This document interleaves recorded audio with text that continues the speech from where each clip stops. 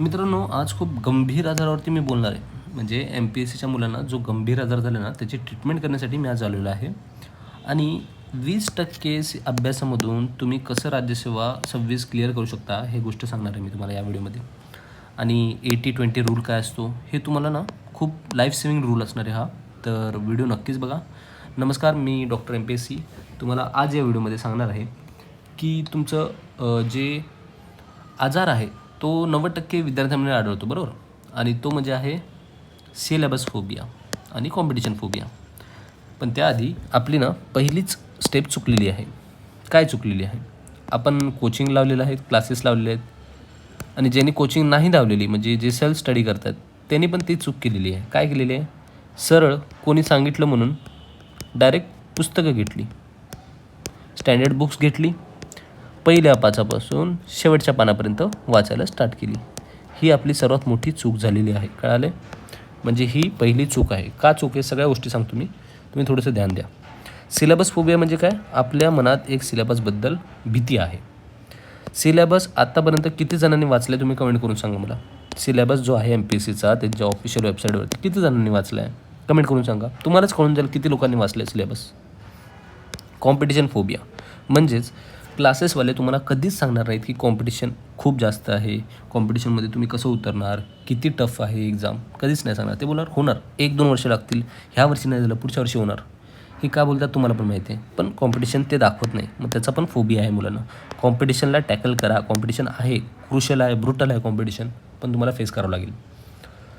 तर MPSCचा सिलेबस डोंगरा एवढा आहे, तरी आपल्याला पास व्हायचं आहे. तर तो सरळ डोंगर चढता येत नाही ना. म्हणजे आता डोंगर आहे समजा हा, आणि आपण सरळ चढलं तर चढू शकतो का आपण? नाही ना. इथून टॉपअप होणार आहे, खाली पडणारच आहे आपण.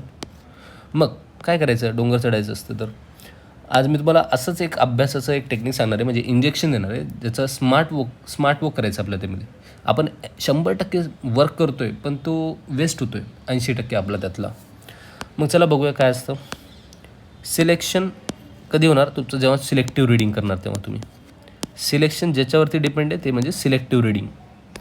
पुस्तकं आहेत, पण काय करतो आपण?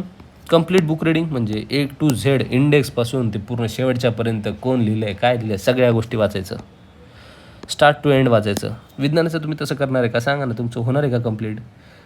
बायो आहे, केमिस्ट्री आहे, फिजिक्स, सगळ्या गोष्टी आहेत. मग एवढे सगळे पुस्तकं तुमच्याकडे होणार आहेत वाचून? आणि हे वाचता ना तुमचं कधी मिळेल ना तुम्हालाच कळणार नाही, माहिती आहे. म्हणजे 80% तुमचं वेस्ट होणार आहे, आणि ते तुम्हाला पण नाही कळणार. आता काय तुम्हाला माहिती आहे, MPSCचा जो 80% रिझल्ट आहे तो फक्त 20%च्या अभ्यासावरती अवलंबून आहे. पण दुर्दैवाने 99% मुलं ना उरलेल्या 80% कचरा वाचण्यातच वेळ घालवतात, आणि ते तुम्ही पण आता करताय. MPSC तुम्हाला सांगणार आहे तो सिक्रेट फॉर्म्युला. आता तो सिक्रेट फॉर्म्युला MPSC त्यांच्या वेबसाईटवर पण दिलेला आहे. हे सगळं नाव त्यांच्या वेबसाईटवरती पण आहे. सिक्रेट फॉर्म्युला आहे जो वापरून तुम्ही कमीत कमी वेळेत जास्तीत जास्त मार्क मिळू शकता. म्हणजे हार्डवर्क तर सगळेच करायचं आहे, पण हार्डवर्क आपल्याला करायचंच आहे, पण स्मार्ट ट्रीटमेंटसोबत. म्हणजे जर गोळी खाऊन जर तुमचं रोग बरा होतो आहे 4 दिवसांनी, आणि जर इंजेक्शन घेऊन तुम्हाला लगेच दुसऱ्या तासात बरं वाटतं आहे, मग तुम्ही इंजेक्शन का नाही घेते? थोडासा त्रास होईल तुम्हाला, पण घ्यावंच लागेल, तसं म्हणायचं मला. मग आता इंजेक्शन काय? PYQ तुम्हाला ॲनालिसिस करून दाखवू. आता काय PYQमध्ये आपण जेव्हा पण अभ्यास करतो तेव्हा चॅप्टरचा अभ्यास नाही करायचा आहे, कुठल्याही धड्याचा अभ्यास नाही करायचा, टॉपिकचा अभ्यास म्हणजे घटकांचा अभ्यास करायचा आहे. आता काही मुलं काय करतात? पेजेस काउंट करतात. मी एवढे पेज वाचले बाबा, एवढं एका दिवसात मी 100 पेजेस वाचले, 150 पेजेस वाचले. लहान मुलासारखं करू नका. कन्सेप्ट वाचा, कन्सेप्ट लक्षात ठेवा, कन्सेप्ट समजा. ओके.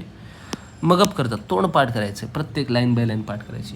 अंडरस्टँड करा ना कन्सेप्ट. भूगोलाचे किती सारे कन्सेप्ट मुलं फक्त तोंड पाठ केले. व्हॉल्कॅनो आहे, भूकंप आहे, वेगवेगळे कन्सेप्ट आहेत, लँडफॉर्म्स आहेत. लँडफॉर्म म्हणजे भूरूप कशी बनली, काय बनली, तसं लक्षात ठेवा. उगाचच नवीन यूज स्टेटमध्ये कुठलं लँडफॉर्म बनतं, हे सगळ्या गोष्टी पाठ करायच्या. तोंड पाठ काय गरज आहे? थोडंसं समजून घ्या ना. अर्धा तास एक्स्ट्रा लागला, समजून घ्या एकदा, म्हणजे ते पाठ करायची गरज नाही पडणार तुम्हाला. हे मी जबरदस्ती नाही करते. तुम्हाला जर तुमचं चांगलं पाहिजे असेल, मी त्याच्यासाठी सांगतो आहे गोष्टी. आता सांगतो तुम्हाला टॉपिक्स. राज्यघटना, पॉलिटिक्सचं जर तुम्ही ॲनालिसिस केलं, 15 ते 17 क्वेश्चन त्याच्यामध्ये कुठले क्वेश्चन आहे, मूलभूत हक्क याच्यावरती क्वेश्चन, संसद मोठा चॅप्टर आहे पण दरवेळेस क्वेश्चन असतो संसदेवरचा, दरवेळेस. पंचायती राज हे टॉपिक तर स्किपच होतात ना, तुम्ही स्टार्टपासून वाचायला जाता फर्स्ट टू पूर्ण लास्टपर्यंत, हे लास्टला येणारे टॉपिक आहेत हे. पंचायती राज, घटना दुरुस्ती हे सोडून देतात पुरं, आणि ज्याच्यावरती क्वेश्चन येतात. म्हणून म्हणतोय असे टॉपिक आधी करून घ्या, सुरुवातीपासून नेमपर्यंत वाचण्यात काहीच फायदा नाही आहे तुम्हाला. हिस्ट्री, आता इतिहासाचं तर असे मुलं आहेत की आधुनिक भारताचा इतिहास आहे, प्राचीन भारताचा इतिहास आहे, मध्ययुगीन इतिहास आहे, जगाचा इतिहास आहे. मग ह्या सगळ्या गोष्टी तुम्ही तोंडपाठ करणार आहेत का? काही घटक स्पेसिफिक आहेत ना, त्याच्यावरती तुम्ही थोडासा भर द्या. आधुनिक भारताच्या इतिहासावरती भर द्या, समाज सुधारकावरती भर द्या, महाराष्ट्राचा इतिहास. MPSCला खरंच महाराष्ट्राचा इतिहास खूप आवडतो आणि ते दरवेळेस क्वेश्चन विचारणार महाराष्ट्राचा इतिहासावरती. समाज सुधारकावरती क्वेश्चन असतात. मग हे आधी कन्फर्म करून घ्या, बघ नंतर दुसरे टॉपिक सोडे जा ना. आता जॉग्रफीमध्ये काय, महाराष्ट्राचा आणि भारताचा प्राकृतिक भूगोल, नद्या, खनिज संपत्ती, नद्यावरती क्वेश्चन असतो तुम्हाला माहिती आहे, गोदावरीची नदी उपनदी, सिंधूची उपनदी, सगळ्या गोष्टी त्याच फक्त तुम्ही ते लक्ष देत नाही. त्याच्या तुमच्या मॅन्युअल्स बनवा, ही नदी इथून येते, ही प्रवरा, ही वैनगंगा, असं मॅन्युअल्स बनवा. स्वतःचे मॅन्युअल्स बनवा, तुम्हाला पाठ करायची गरज नाही पडणार. तुम्ही बरोबर ते तुमच्या पिक्टोग्राफिक मेमरीमध्ये, तुम्ही हे वर्ड ऐकलं असेल, म्हणजे तुमच्या डोक्यात ते सबकॉन्शियस माइंडमध्ये फिट होत्या त्या गोष्टी. खनिज संपत्ती याच्यावर पण दरवेळेस क्वेश्चन आहे. अर्थशास्त्र, इकॉनॉमिक्समध्ये 15 ते 16 क्वेश्चन. बँकिंग क्षेत्र तुम्हाला फक्त एवढंच माहिती आहे की 14 बँकांचं विलिनीकरण झालं. 14 बँकेचं विलिनीकरण कुठल्या वर्षी झालं, आता हे सांगा. 14 बँकेच्या विलिनीकरणामध्ये किती रुपयांची जमा त्या बँकेमध्ये पाहिजे होती. शाश्वत विकासाची ध्येय, हे तर सरळ क्वेश्चन येतात. किती ध्येय आहेत, कधीपर्यंत अचीव करायचे आहेत. पॉवर्टीमध्ये काय डायरेक्ट कन्सेप्ट विचारतात, म्हणजे ऐच्छिक गरिबी काय असते, अनएम्प्लॉयमेंट काय असते, हे सगळ्या गोष्टी विचार. बेरोजगारी, आता पॉवर्टी गॅप इंडेक्स काय असतो, पंचवार्षिक योजना, 12वी 11वी किती वेळा विचारले, पंचवार्षिक योजना पहिली आणि दुसरी किती वेळा. महालनोबिस मॉडेल काय असतं, दरवेळेस प्रश्न रिपीट होत आहेत, तुम्ही फक्त ध्यान देत नाही मुलांना. आणि जे ध्यान देतात ना ते 99% ते फक्त 1% मुलं आहेत आणि त्यांचाच स्कोअर येतो आहे. बाकी मुलं अडकतात 20-30पर्यंत. आणि असे खूप सारे मुलं बघितलेत फक्त द्यायचं म्हणून देत आहेत एक्झाम. कशाला देत आहे बाळांनो. सामान्य विज्ञानाचे 20 ते 22 क्वेश्चन आहेत. जीवशास्त्र, बायोलॉजीमध्ये सर्वाधिक क्वेश्चन येतात. याची मी स्वतः कंप्लीट नोट्स हँडरिटन काढलेले आहेत आणि त्याचा चांगला व्हिडिओ बनवला आहे. कंप्लीट बायोलॉजी तुमचं 1.5 तासात कव्हर होतं आहे. मग तुम्हाला काय बघायला हरकत आहे, 1.5 तास म्हणजे तुम्ही पिक्चर बघायला जातात त्याच्यामध्ये 3.5. धुरंधर आल्या त्यात किती तासाचा पिक्चर होता बघितलं नाही सगळ्यांनी. मग तेवढा मूवी बघायला तुमच्याकडे टाईम आहे, पण हा 1.5 तास जर व्हिडिओ बघितला ना तुमचे 10 मार्क वाढत आहेत. मग बघून घ्या ना बाळांनो. चालू घडामोडी, सरकारी योजना, पुरस्कार, क्रीडा, आंतरराष्ट्रीय करार. आता हे मी ह्याच्यावरती खरंच गॅरंटी नाही देऊ शकत, हे आयोगाच्या मनात आहे, कधी नोबेल प्राईज. पण मोस्टली हे कंबाईनपेक्षा ना राज्यसेवेमध्ये थोडेसे लॉजिकल क्वेश्चन विचारतात, तर त्यामुळे थोडं भर द्या करंट अफेअर्सवरती. म्हणजे एक इयरबुक येतं, त्यांचं नाव मला आठवत नाही, इयरबुक वाचायचं कधी पण. जर तुम्हाला वृत्तपत्र वाचायची आवड नसेल तर, ज्यांना वृत्तपत्र वाचत नाही वाटत त्यांच्यासाठी बोलतो आहे, इयरबुक वाचू शकतात, पण वाचावी लागेल. करंट अफेअरला इग्नोर नका करू. पर्यावरण, एन्व्हायरमेंट याचे पण क्वेश्चन चांगले आहेत. हवामान बदल, प्रदूषण, जैवविविधता, हे 3च टॉपिक आहेत. 3 टॉपिक चांगले करून जायचं.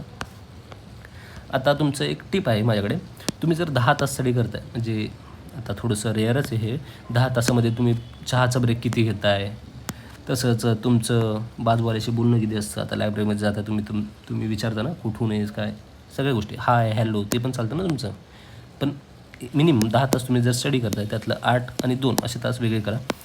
त्या 8 तासामध्ये हे जे 20% जे टॉपिक आहेत ना ते रिवाईज करा आणि ते चांगल्यातलं चांगले करून घ्या. एकदाच कन्सेप्ट समजले की अशी परत बघायची गरज नाही पडली पाहिजे. आणि जे 2 Rs त्याच्यामध्ये अवांतर वाचन, म्हणजे पाठांतर वगैरे करू शकता. तुम्हाला जे वाटते की नाही बाबा हे विसरते मी गोष्टी, किंवा तुम्हाला दुसरं वाटते की हा खूप इम्पॉर्टंट टॉपिक आहे, हा येऊ शकतो, मग त्या गोष्टी ह्या 2 तासात वाचा.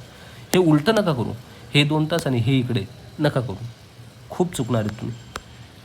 ॲनालिसिस टिप काय, रिपीटेड टॉपिक्स, जे रिपीटेड टॉपिक आहे वाचत जायचं, वापस जायचं. डिफिकल्टी लेवल, MPSCमध्ये एवढं डिफिकल्ट क्वेश्चन येत नाही, लॉजिकवरती खेळतात.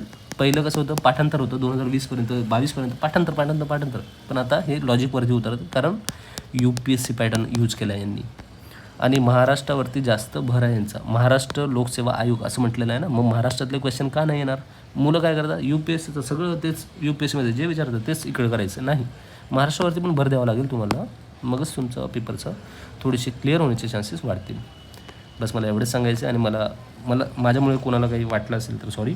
आणि तुम्हाला जर वाटते हा व्हिडिओ खूप महत्त्वाचा आहे तुमच्यासाठी तर लाईक करू शकता, सबस्क्राईब करा आणि ते जरूर प्लेलिस्ट बघून घ्या. माझी PYQची प्लेलिस्ट आहे. तसेच मी कंप्लीट बायोलॉजीचं मस्त